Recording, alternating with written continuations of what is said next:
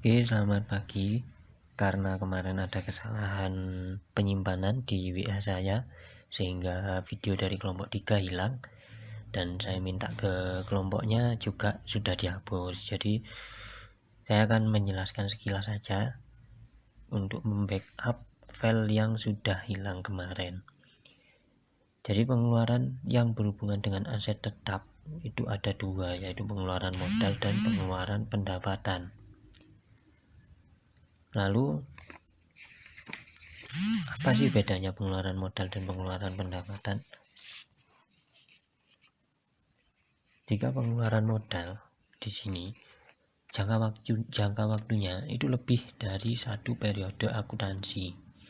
Kalau yang pendapatan itu hanya dilakukan saat pengeluaran saja, jadi digunakan dalam satu periode akuntansi saja, atau tidak lebih dari satu periode.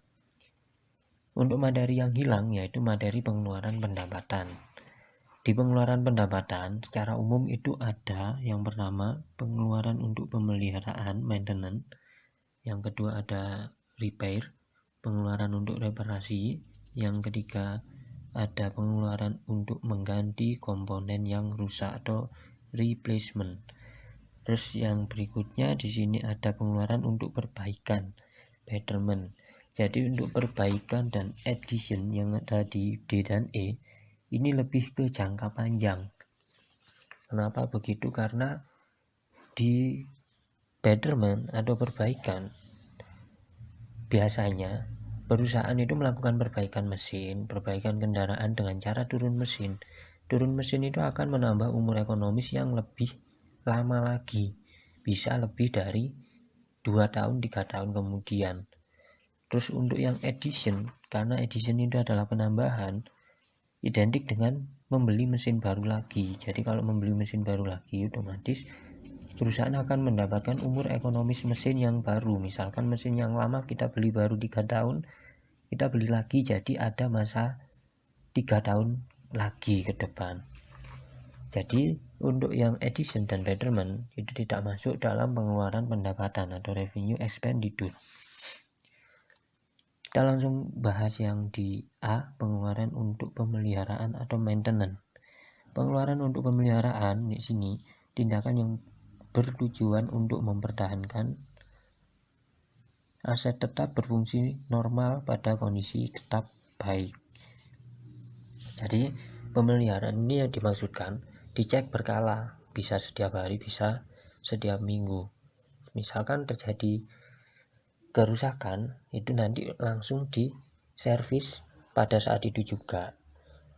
Biaya servis tersebut nanti akan masuk ke dalam beban pemeliharaan.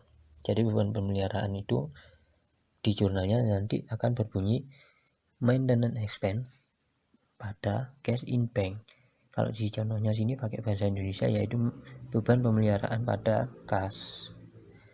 Karena di sini transaksinya adalah membeli oli untuk mesin produksinya sebesar 600.000 serta membersihkan mesinnya untuk menjaga agar mesin produknya bisa berfungsi sebagaimana mestinya. Berikutnya yang repair. Repair di sini adalah tindakan perbaikan terhadap aset tetap dengan tujuan untuk mengembalikan kondisi aset tetap pada kondisi semula. Jadi repair ini mengembalikan mesin tadi, karena mesin tadi rusak, otomatis mesin tadi harus direparasi. Mesin tadi rusak, setelah itu direparasi sehingga hidup lagi dan dapat operasi kembali. Itu biasanya tidak membutuhkan waktu yang lama juga, hanya sekitar 1 mingguan untuk reparasi. Selain itu, setelah direparasi hanya dapat digunakan tidak sampai lebih dari 1 tahun atau 1 periode. Contohnya di sini diketahui komponen saluran oli mesin bocor. PT Indofood Sukses Makmur mengelas mesin tersebut dengan biaya sebesar 750.000. Jadi mesinnya itu di sini oli mesinnya bocor, otomatis tidak bisa digunakan untuk beberapa hari kemudian. Setelah itu sama PT Indofood Sukses Jaya Makmur dilas dengan biaya 750.000. Biaya tersebut nggak akan bisa digunakan untuk lebih dari 1 tahun. Bisa jadi 8 bulan sudah bocor lagi karena hanya dilas saja. Jadi pencatatannya nanti di jurnal bunyinya repair expense pada cash in bank. Di buku ini pakai bahasa Indonesia, beban reparasi pada kas. Berikutnya di sini ada replacement, pengeluaran untuk mengganti komponen yang rusak. Nah, di sini mengganti komponen yang rusak itu tujuannya untuk mengganti sebagian atau seluruh komponen aset tetap yang rusak berat. Misalkan suatu mesin kendaraan aja, misalkan kendaraan bermotor, rantainya rusak, otomatis rantainya harus diganti. Nah, penggantian tersebut nanti akan kita catat sebagai biaya penggantian komponen. Kalau di sini contohnya begini. PT Indofood Sukses Jaya Makmur tanggal 5 April diketahui bahwa wiper kaca mobil rusak.